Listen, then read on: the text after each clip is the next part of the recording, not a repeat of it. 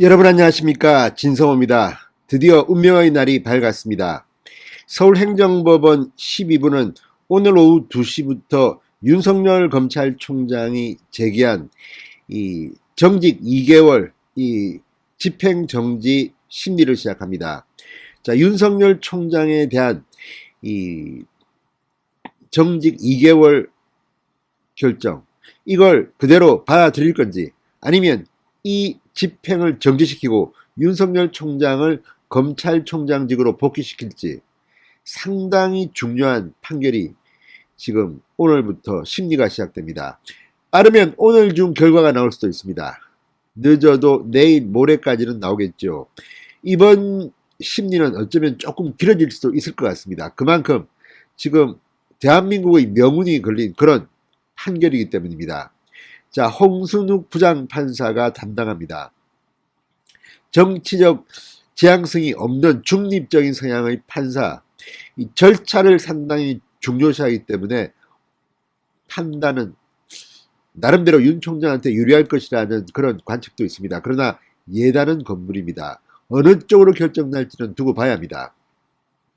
그런데 윤석열 총장에 대한 이 판단을 앞두고 지금 문재인 청와대와 추미애 장관 측 간에 묘한 갈등 형국이 형성되고 있습니다. 자, 지금 추미애 장관 지난 1일 조미연 부장판사가 심리를 담당했던 추미애 장관의 윤석열 직무정지 집행정지 재판에서 추미애 장관 측은 졌습니다. 윤석열 총장이 이겼습니다. 따라서 이번에는 좀 더 다른 전략을 구사하고 있습니다. 그게 바로 추미애 장관 측의 이옥형 변호사가 말하는 문재인 대통령론입니다. 자, 이번에는 지난 1일과는 사정이 다르다. 지난 1일은 추미애 장관이 윤석열 총장의 직무를 정지시킨 것이지만 이번에는 대통령의 재가를 받은 것이다. 그러니까 대통령의 결정이기 때문에 이걸 갖다가 만약에 흔든다면 국정 안정에 문제가 있다, 지장이 있다, 이런 주장을 하고 나왔습니다. 문재인 대통령에게 기대서 이 재판에서 이겨보겠다는 심산인 것 같습니다. 그런데 청와대가 선을 긋고 나왔습니다. 무슨 소리냐? 문재인 대통령은 재량이 없다. 그냥 법무부 징계위원회가 올린 것대로 그냥 해준 것뿐이다.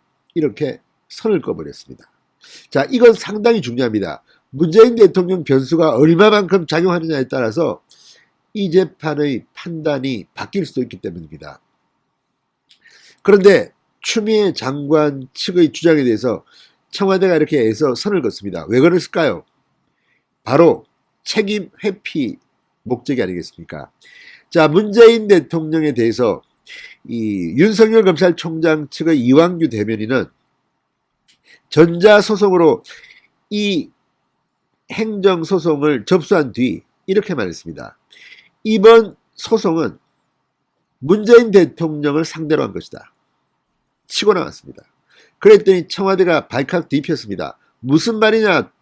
피고는 추미애다. 대통령은 그냥 형식적으로 재량이 없다 해준 것이다.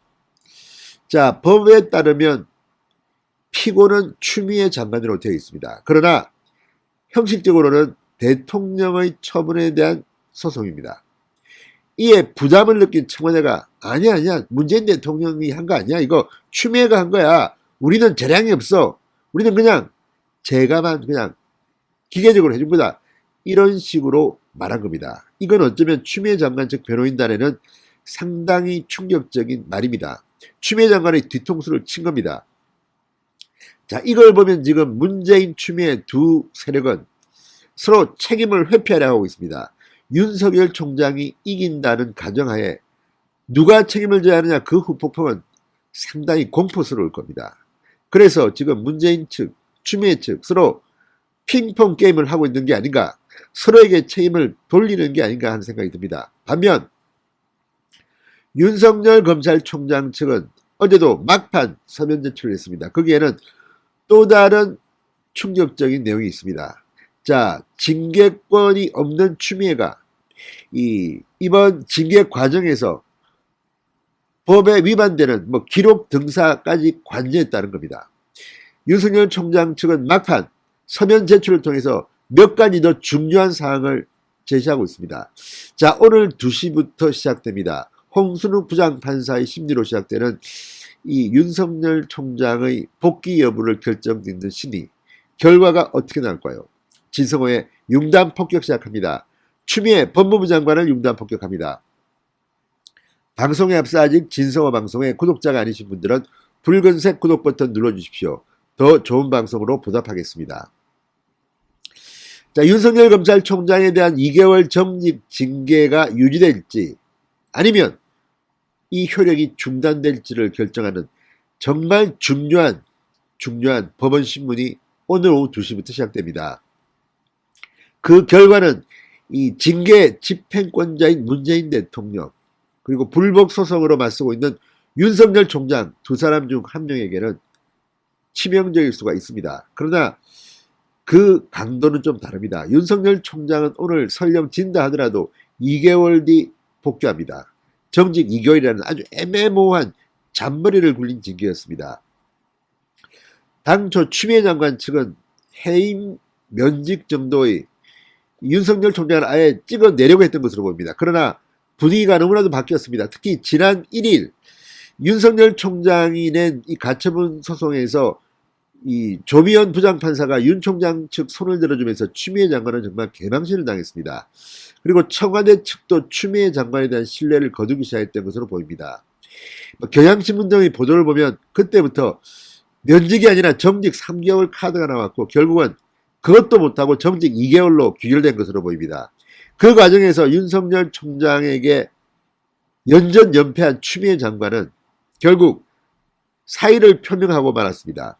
물론 형식은 문재인 대통령과 70분간 만나면서 추미애 장관이 스스로 사의를 표명한 것으로 청와대는 발표했지만 본질은 추미애 장관은 사퇴하지 않으려고 발버둥 쳤고 문재인 대통령 측이 너 그만둬 이렇게 사실상 해임시켰다는 그런 추측도 나왔습니다. 물론 이건 확인되지는 않았습니다. 그러나 지금 모양새를 보면 추미애 장관이 먼저 나가려고 했겠습니까?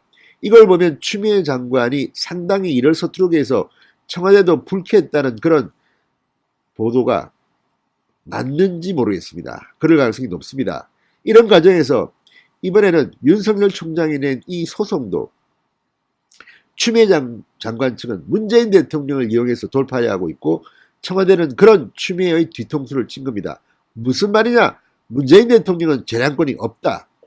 참으로 정권 말기에 자기들끼리 책임을 회피하려는 치사한 광경으로 보이기도 합니다.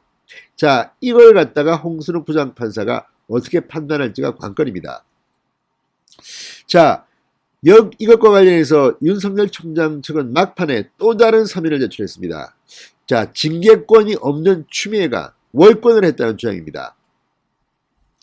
자, 이 징계 청구권자인 장관, 추미애 장관은 심의관여의 자격이 없습니다, 법적으로. 그런데 추 장관이 위원 구성 뭐 등등에 있어서 부당하게 개입했다는 취지의 서면을 법원에 추가로 제출했습니다. 자, 서울행정법원 행정심의부 홍순욱 부장판사가 오늘 오후 2시부터 윤석열 총장이 추미애 장관을 상대로 낸 징계처분 집행정지 신청사건 신문을 진행합니다. 막판까지 윤석열 총장 측은 추미애 장관 측을 몰아붙이는 서면을 제출했다고 합니다.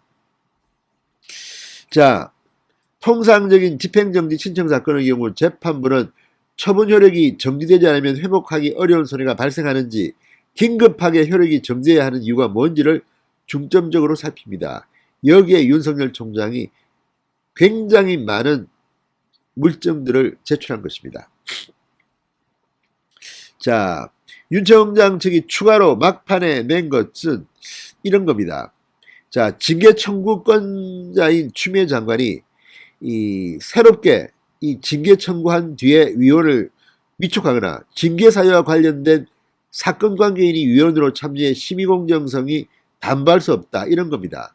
대표적인 케이스가 심재철 검찰국장과 신성식 대검 반부패 강력부장입니다.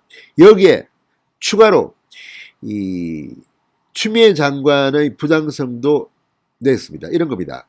검사징계법에 따라 징계 청구권자인 추미애 장관은 심의에 관여하지 못하는데 징계위에만 출석하지 않았을 뿐 위원 임명과 징계 관련 기록 등사 허가 여부까지 관여했다는 겁니다.